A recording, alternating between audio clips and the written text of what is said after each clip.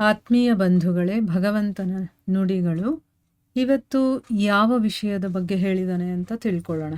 ಮನುಷ್ಯರ ಎಲ್ಲ ಸಂಬಂಧಗಳ ಆಧಾರ ಅಪೇಕ್ಷೆನೇ ಆಗಿದೆ ಅಂತ ಹೇಳ್ತಾನೆ. ಅಂದರೆ ಎಕ್ಸ್ಪೆಕ್ಟೇಷನ್, ಹೀಗಿರ್ಬೇಕು ಹಾಗಿರ್ಬೇಕು ಅಂತೆಲ್ಲ ನಾವು ಅಂದ್ಕೊಳ್ತೀವಲ್ವಾ, ಅದೇ ಆಗಿದೆ ಅಲ್ವಾ. ಯೋಚನೆ ಮಾಡಿ ನೋಡಿದಾಗ ಒಬ್ಬ ಗಂಡ ಹೇಗಿರಬೇಕು ಅಂತ ಯೋಚನೆ ಮಾಡ್ತಾಳೆ ಹೆಂಡತಿಯಾಗಿರೋಳು. ನನ್ನ ಜೀವನವನ್ನು ಸುಖ ಮತ್ತು ನಾನು ಏನೆಲ್ಲ ಇಷ್ಟಪಡ್ತೀನೋ, ನನ್ನ ಅವಶ್ಯಕತೆಗಳೇನಿದೆಯೋ ಅದೆಲ್ಲವೂ ಕೂಡ ಪೂರ್ತಿ ಮಾಡಬೇಕು, ಆ ರೀತಿ ಇರಬೇಕಪ್ಪ ನನ್ನ ಗಂಡ ಅಂತ ಒಬ್ಬ ಹೆಂಡತಿ ಅಪೇಕ್ಷೆ ಪಡ್ತಾಳೆ. ಅದೇ ರೀತಿ ಒಬ್ಬ ಹೆಂಡತಿ ಹೇಗಿರಬೇಕು ಅಂತ ಗಂಡ ಕೂಡ ಅಪೇಕ್ಷೆ ಪಡ್ತಾನೆ. ಏನು, ಸದಾ ನನಗೆ ಅವಳು ಸಮರ್ಪಿತಳಾಗಬೇಕು, ಅಂದರೆ ನಾನು ಹೇಳ್ದಾಗ ಕೇಳಬೇಕು, ನಾನು ಹೇಳಿದ್ದನ್ನೆಲ್ಲ ಮಾಡಬೇಕು, ಆ ರೀತಿ ನನ್ನನ್ನೇ ನಂಬಿಕೊಂಡು ನನ್ನ ಮೇಲೆ ಡಿಪೆಂಡ್ ಆಗಿರಬೇಕು ಅಂತಂದ್ಬಿಟ್ಟು ಅವನು ಇಷ್ಟಪಡ್ತಾನೆ. ಅಂದರೆ ಆ ರೀತಿಯ ಒಂದು ಎಕ್ಸ್ಪೆಕ್ಟೇಷನ್ ಅವನಿಗಿರತ್ತೆ. ಮತ್ತು ಮಕ್ಕಳು ಹೇಗಿರಬೇಕು ಅಂತಂದರೆ, ತಂದೆ ತಾಯಿಗಳು ಯೋಚನೆ ಮಾಡೋದು ಹೇಗೆ ಅಂತಂದರೆ, ಅವರು ನಮ್ಮ ಸೇವೆ ಮಾಡಬೇಕು, ನಾವೇನು ಹೇಳಿದ್ರು ಆ ಮಾತನ್ನೆಲ್ಲ ಕೇಳಬೇಕು ಅಂತ. ಅಂದರೆ ಒಬ್ಬ ಮನುಷ್ಯ ಅವನು ಯಾವುದೇ ಒಂದು ಪೊಸಿಷನ್ನಲ್ಲಿದ್ದರೂ ಕೂಡ, ಸಂಬಂಧದಲ್ಲಿದ್ದರೂ ಕೂಡ ಅದಕ್ಕೆ ಆಧಾರ ಒಂದು ಎಕ್ಸ್ಪೆಕ್ಟೇಷನ್ನೇ ಆಗಿರುತ್ತೆ. ನಾವು ಸದಾ ನಮ್ಮ ಜೀವನದಲ್ಲಿ ನೋಡುವಂಥ ವಿಷಯ ಇದು. ಒಬ್ಬ ಮನುಷ್ಯ ಯಾರು ತನ್ನ ಅಪೇಕ್ಷೆಗಳನ್ನು ಪೂರ್ತಿ ಮಾಡ್ತಾರೋ ಅಂಥವ್ರನ್ನೇ ಪ್ರೀತಿಸ್ತಾರೆ. ಮಗ ತಾನು ಹೇಳ್ದಾಗ ಕೇಳಬೇಕು ಅಂತ ತಂದೆಗಿರುತ್ತೆ. ಅವನಿಗೆ ಒಂದು 3 ಜನ ಮಕ್ಕಳಿದ್ರೆ ಅದರಲ್ಲಿ ಅವ್ನು ಹೇಳ್ದಂಗೆ ಯಾರು ಕೇಳ್ತಾರೋ ಅವನಿಗೆ ಪ್ರೀತಿ ಪಾತ್ರನಾಗಿರ್ತಾನೆ. ಇನ್ನು ಕೇಳದೇ ಇರುವಂಥ ಮಗನನ್ನು ಅವನು ಅಷ್ಟಾಗಿ ಪ್ರೀತಿಸೋದಿಲ್ಲ ಅಲ್ವಾ. ಅಪೇಕ್ಷೆಯ ಒಂದು ನಿಯತಿ ಏನಪ್ಪ ಅಂತಂದರೆ ಭಂಗವಾಗೋದು.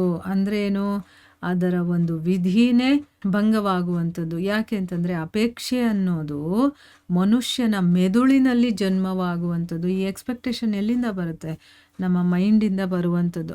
ಅವನು ನಾನು ಹೇಳ್ದಾಗ ಕೇಳಬೇಕು, ಯಾರು ಕೇಳೋದಿಲ್ವೋ ಅವರನ್ನು ನಾವು ನೆಗ್ಲೆಕ್ಟ್ ಮಾಡ್ತೀವಿ ಅಥವಾ ದ್ವೇಷನೇ ಮಾಡ್ತೀವಿ. ಯಾರು ನಾವು ಹೇಳ್ದಂಗೆ ಕೇಳ್ತಾರೋ ಅವರನ್ನು ನಾವು ಇಷ್ಟಪಡ್ತೀವಿ ಅಲ್ವಾ. ಅಂದರೆ ಏನು, ಇಲ್ಲಿ ಅಪೇಕ್ಷೆ ಅನ್ನೋದು ಭಂಗವಾಗುತ್ತೆ. ಯಾಕೆ ಅಂತಂದರೆ ಅದು ನಮ್ಮ ಮೆದುಳಲ್ಲಿ ಜನ್ಮ ಆಗೋದ್ರಿಂದ. ಈಗ ನಮ್ಮ ಮೆದುಳಲ್ಲಿ ಏನಿದೆ ಅಂತ ಬೇರೆಯವ್ರಿಗೆ ಹೆಂಗೆ ಗೊತ್ತಾಗುತ್ತೆ? ಬೇರೆ ವ್ಯಕ್ತಿಗಳು ನಮ್ಮ ಅಪೇಕ್ಷೆಗಳ ಬಗ್ಗೆ ತಿಳ್ಕೊಳ್ಳೋದೇ ಇಲ್ಲ. ಕರೆಕ್ಟ್ ತಾನೇ? ನನ್ನ ಮೈಂಡಲ್ಲಿ ನಾನು ಏನು ಅಪೇಕ್ಷೆ ಪಡ್ತಾ ಇದ್ದೀನಿ ಅಂತ ಬೇರೆಯವ್ರಿಗೆ ಎಲ್ಲಿಂದ ಗೊತ್ತಾಗುತ್ತೆ? ಯಾರಿಗೂ ಬೇರೆಯವರಿಗೆ ಅವರ ಅಪೇಕ್ಷೆಗಳ ಬಗ್ಗೆ ಗೊತ್ತಾಗೋದಿಲ್ಲ. ಪೂರ್ತಿ ಮಾಡುವಂತಹ ಪ್ರಾಮಾಣಿಕ ಇಚ್ಛೆ ಇದ್ದರೂ ಕೂಡ ಮನುಷ್ಯ ಯಾರ ಅಪೇಕ್ಷೆಗಳನ್ನು ಕೂಡ ಪೂರ್ತಿ ಮಾಡೋದಕ್ಕಾಗೋದೇ ಇಲ್ಲ. ಮತ್ತು ಅಲ್ಲಿಂದ ಹುಟ್ಕೊಳ್ಳುತ್ತೆ ಸಂಘರ್ಷ ಅನ್ನೋದು. ಯಾವಾಗ ನಮ್ಮ ಅಪೇಕ್ಷೆಗಳು ಪೂರ್ಣವಾಗೋದಿಲ್ವೋ ಅಲ್ಲಿ ಜಗಳ, ಕದನ ಇದೆಲ್ಲ ಶುರುವಾಗುತ್ತೆ. ಎಲ್ಲ ಸಂಬಂಧಗಳು ಕೂಡ ಸಂಘರ್ಷದಲ್ಲಿ ಪರಿವರ್ತನೆಯಾಗುತ್ತೆ. ಹೆಂಡತಿ ಹೇಳ್ದಾಗ ಗಂಡ ಕೇಳಲಿಲ್ಲ ಅಂತಂದಾಗ ಅಲ್ಲಿ ಜಗಳಗಳು ಸ್ಟಾರ್ಟ್ ಆಗುತ್ತೆ. ಗಂಡ ಏನು ಅಂದ್ಕೊಂಡಿರ್ತಾನೋ ಆ ರೀತಿ ಹೆಂಡತಿ ನಡ್ಕೊಂಡಿಲ್ಲ ಅಂದರೆ ಅವನಿಗೆ ಕೋಪ ಬರುತ್ತೆ. ತಂದೆ ತಾಯಿ ಏನು ಅಪೇಕ್ಷೆಯನ್ನು ಇಟ್ಕೊಂಡಿರ್ತಾರೋ ಮಕ್ಕಳು ಅದನ್ನು ಈಡೇರಿಸಲಿಲ್ಲ ಅಂತಂದರೆ ಆವಾಗ ಅಲ್ಲಿ ಸಂಘರ್ಷಣೆ ಉಂಟಾಗುತ್ತೆ. ಅಂದರೆ ಸಂಬಂಧಗಳೆಲ್ಲ ಸಂಘರ್ಷಣೆಗೆ ಪರಿವರ್ತನೆ ಆಗುತ್ತೆ. ಆದರೆ ಮನುಷ್ಯ ಅಪೇಕ್ಷೆಯನ್ನು ಸಂಬಂಧದ ಆಧಾರವಾಗಿ ಇಟ್ಕೊಂಡಿರಬಾರ್ದು. ಕೇವಲ ಸಂಬಂಧದ ಆಧಾರವನ್ನೇ ಅವನು ಸ್ವೀಕಾರ ಮಾಡಬೇಕು. ಅಲ್ಲಿ ಯಾವುದೇ ಒಂದು ಎಕ್ಸ್ಪೆಕ್ಟೇಷನ್ ಇಟ್ಕೊಂಡು ಒಂದು ಸಂಬಂಧವನ್ನು ಇಟ್ಕೋಬಾರ್ದು, ಅಥವಾ ಅದನ್ನು ಆಧಾರವಾಗಿ ನಾವು ಮಾಡ್ಕೋಬಾರ್ದು ಅಪೇಕ್ಷೆಯನ್ನು.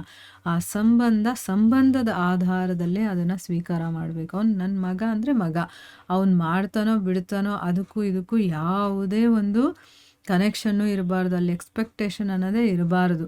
ಆ ಒಂದು ಸಂಬಂಧದ ಆಧಾರದಿಂದ ಸ್ವೀಕಾರ ಮಾಡಬೇಕು. ಆಗ ಸ್ವಯಂ ಈ ಒಂದು ಜೀವನ ಸುಖ ಮತ್ತು ಶಾಂತಿಯಿಂದ ತುಂಬೋಗೋದಿಲ್ವಾ ಅಂತ ಭಗವಂತ ಇಲ್ಲಿ ಹೇಳ್ತಾ ಇದ್ದಾನೆ. ನಿಜಾನೇ ತಾನೇ? ನಾವು ಎಕ್ಸ್ಪೆಕ್ಟೇಷನ್ ಇಟ್ಕೊಂಡಿರೋದ್ರಿಂದಾನೇ ನಮಗೆ ದುಃಖ ಅನ್ನೋದು ಮತ್ತು ಅಶಾಂತಿ ಅನ್ನೋದು ಮತ್ತು ಜಗಳ ಇದೆಲ್ಲ ಆಗೋದು. ಯಾವಾಗ ಆ ಎಕ್ಸ್ಪೆಕ್ಟೇಷನ್ನೇ ಬಿಟ್ಬಿಟ್ಟು ಬರೀ ಆ ಸಂಬಂಧದ ರೀತಿಯಲ್ಲಿ ನೋಡಬೇಕು, ಆಗ ಅದು ಚೆನ್ನಾಗಿರುತ್ತೆ.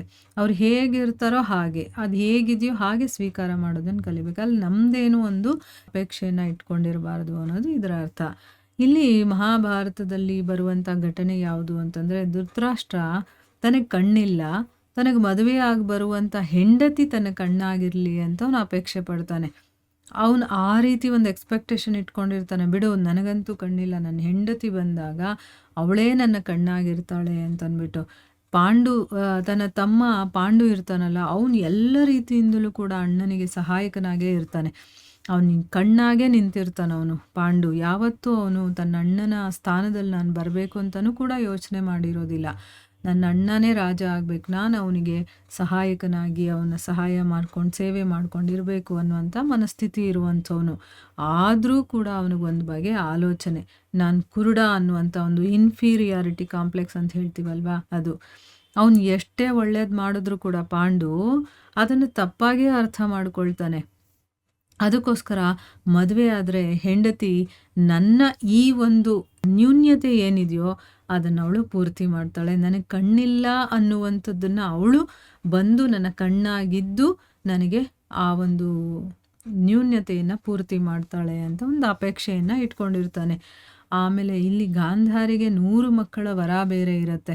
ಸೊ 100 ಮಕ್ಕಳನ್ನು ಅವಳು ನನಗೆ ಕೊಡ್ತಾಳೆ, ಅವರು ನನ್ನ ಉತ್ತರಾಧಿಕಾರಿಗಳಾಗಿ ಈ ರಾಜ್ಯವನ್ನು ಆಳ್ತಾರೆ, ಆ ರೀತಿ ಈ ರೀತಿ ಅಂತ ಏನೇನೋ ಅಪೇಕ್ಷೆಗಳನ್ನು ಇಟ್ಕೊಂಡಿರ್ತಾನೆ. ಗಾಂಧಾರಿ ಕೂಡ ಒಂದು ಅಪೇಕ್ಷೆ ಇರುತ್ತೆ ಅವಳಿಗೆ. ಏನು ಅಂತಂದರೆ ನನ್ನ ಗಂಡ ಹೀಗಿರ್ಬೇಕು ಹಾಗಿರಬೇಕು ಅಂತ ಅವಳು ಅಂದ್ಕೊಂಡಿರ್ತಾಳೆ. ಅಂದರೆ ಏನು, ನನ್ನನ್ನು ತುಂಬ ಪ್ರೀತಿಸಬೇಕು, ನನಗೆ ಮರ್ಯಾದೆ ಕೊಡಬೇಕು, ನನ್ನ ಒಂದು ಮನಸ್ಸು ಏನಿದೆಯೋ ಅದನ್ನು ಅರ್ಥ ಮಾಡ್ಕೋಬೇಕು, ಆಮೇಲೆ ಎಲ್ಲ ಡಿಸಿಷನ್ಗಳನ್ನು ನಾವಿಬ್ಬರೂ ಸೇರಿ ತಗೊಳ್ಬೇಕು, ಮಕ್ಕಳನ್ನು ಚೆನ್ನಾಗಿ ಸಾಕಬೇಕು, ಹೀಗೆ ಅವಳ ಒಂದು ಅಪೇಕ್ಷೆಗಳು ಇರುತ್ತೆ. ಈಗ ನೋಡಿ, ಇಬ್ಬರೂ ಸಂಬಂಧವನ್ನು ಮಾಡ್ತಾ ಇರೋದು ಅಪೇಕ್ಷೆಗಳ ಮೇಲೆ. ಇಲ್ಲಿ ಸಂಬಂಧವನ್ನು ಸಂಬಂಧದ ಹಾಗೆ ತಗೊಂಡಿಲ್ಲ, ಇಲ್ಲಿ ಎಕ್ಸ್ಪೆಕ್ಟೇಷನ್ ಇಟ್ಕೊಂಡಿರ್ತಾರೆ. ನನಗೆ ಗಂಡ ಈ ರೀತಿ ಪ್ರೀತಿಸ್ತಾನೆ, ಮತ್ತು ಇವನು ಯಾವ ರೀತಿ ಯೋಚನೆ ಮಾಡ್ತಾಳೆ, ನನ್ನ ಹೆಂಡತಿ ನನ್ನ ಕಣ್ಣಾಗಿದ್ದು ನನಗೆ ಸಹಾಯ ಮಾಡ್ತಾಳೆ ಅನ್ನೋ ರೀತಿ ಒಂದು ಎಕ್ಸ್ಪೆಕ್ಟೇಷನ್ಗಳನ್ನು ಇಟ್ಕೊಂಡಿರ್ತಾನೆ. ಯಾವಾಗ ಈ ಎಕ್ಸ್ಪೆಕ್ಟೇಷನ್ ಪೂರ್ತಿ ಆಗೋದಿಲ್ವೋ ಆವಾಗ ಸಂಘರ್ಷಗಳು ಸ್ಟಾರ್ಟ್ ಆಗುತ್ತೆ ಅಂತ. ಈಗ ನಮ್ಮ ಜೀವನದಲ್ಲೂ ಈ ರೀತಿ ಇದ್ದೇ ಇರುತ್ತಲ್ವಾ. ನಾವು ಏನೋ ಮಕ್ಕಳು ಹೀಗೆ ಮಾಡ್ತಾರೆ ಹಾಗೆ ಮಾಡ್ತಾರೆ ಅಂತ ಏನೇನೋ ಎಕ್ಸ್ಪೆಕ್ಟೇಷನ್ ಇಟ್ಕೊಳ್ತೀವಿ.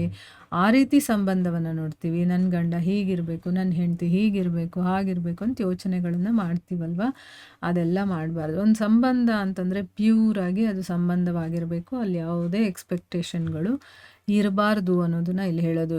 ಇರಬಹುದು, ಇರೋದ್ರಿಂದ ಏನಾಗುತ್ತೆ, ದುಃಖ ಮತ್ತು ಅಶಾಂತಿ ಇರುತ್ತೆ.